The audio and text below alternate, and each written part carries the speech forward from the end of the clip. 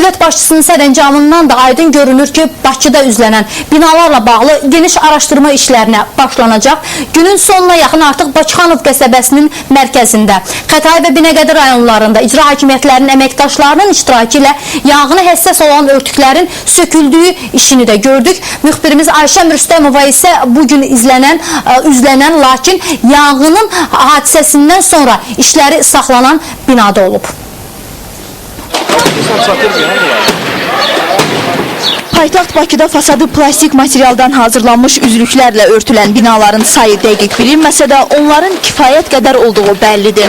Bəzi mətbuat orqanları isə bu tipli üzlənən binaların sayının 800-dən artı olduğunu yazırlar. Hələ bir neçə ay bundan əvvəl yanğın baş verən Xətai rayonundakı analoji hadisədən sonra həmin binanın ətrafındakı digər binalar da eyni materialla üzlənib. Binəqədi rayonunda baş verən yanğın hadisəsindən sonra paytaxtın bir çox nöqtələrində fasadların dəyişdirilmə işləri dayandırılıb. Buna səbəb isə bu binalarda da eyni üzlükdən istifadə, yanğına davamsız üzlüklərdən istifadə olunmasıdır.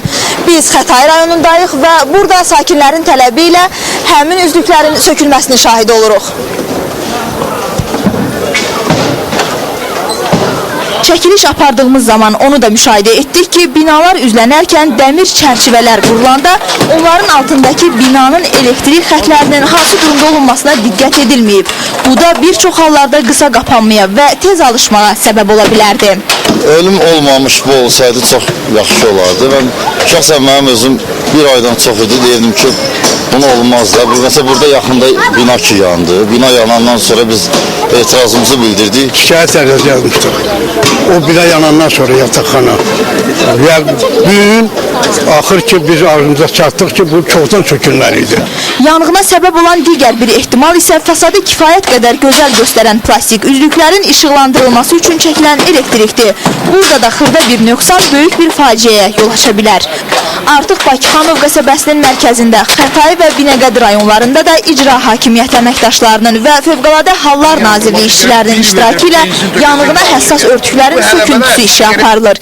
İstənilən halda artıq dövlət başçısının tapşırığı var və həmin materiallarla üzlənmiş bütün binalarla bağlı müvafiq tədbirlər görüləcək.